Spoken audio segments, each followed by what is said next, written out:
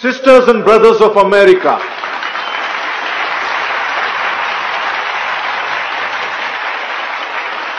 a deafening applause of 2 minutes followed.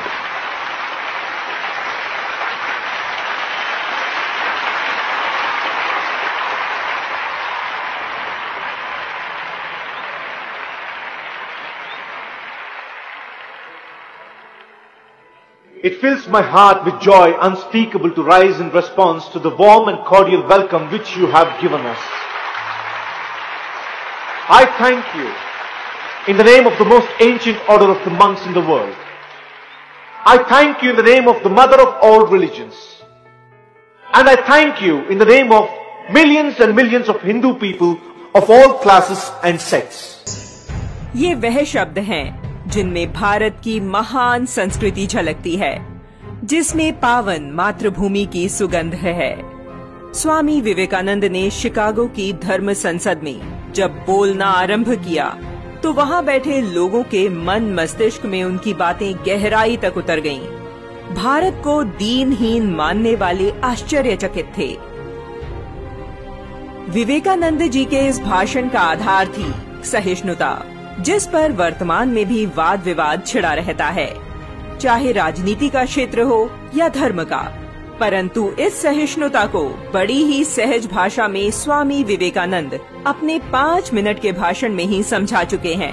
We believe not only in universal tolerance, but we accept all religions to be true. Swami Vivekananda ने जो कहा उसका अर्थ है, मुझे गर्व है कि मैं एक ऐसे धर्म से हूँ जिसने दुनिया को सहनशीलता और सार्वभौमिक स्वीकृति का मंत्र सिखाया है। भारत न मात्र सार्वभौमिक सहनशीलता में विश्वास रखता है, अपितु विश्व के सभी धर्मों को सत्य के रूप में भी स्वीकार करता रहा है। अपने भाषण को तर्क देते हुए उन्होंने कहा, मैं एक ऐसे देश से हूँ जिसने इस धरती के सभी देशों और धर्मों को परेशान किए बिना सभी लोगों को शरण दी है। इस्राएल की पवित्र स्मृतियां संजोकर अभी तक भारत ने ही रखी हैं, जबकि रोम ने उनके धर्म स्थलों पर हमला कर खंडहर बना दिया था। भारत ने महान पारसी धर्म के लोगों को भी शरण दी और आज भी वो हमारे साथ हैं। धर्म संसद में उन्होंने संकेतों में जता दिया कि ब्रिटिश यदि भारत पर शासन कर पा रहे हैं तो यह भी भारत की सहिष्णुता का ही कारण है। सहिष्णुता को ठीक ढंग से समझने के लिए 2 उदाहरण हैं। पहला, सहिष्णुता का अर्थ बर्दाश्त करना। ऐसी सहिष्णुता दूसरी विचारधारा को पसंद न करते हुए भी मात्र इसलिए समझौता करती है क्योंकि उस दूसरी विचारधारा को हटाना कठिन होता है। ऐसी स्थिति में अवसर मिलते ही एक विचारधारा दूसरी विचारधारा के उन्मूलन के लिए प्रयासरत हो जाती है और यह स्थिति विवाद या कभी कभी तो जानलेवा बन जाती है।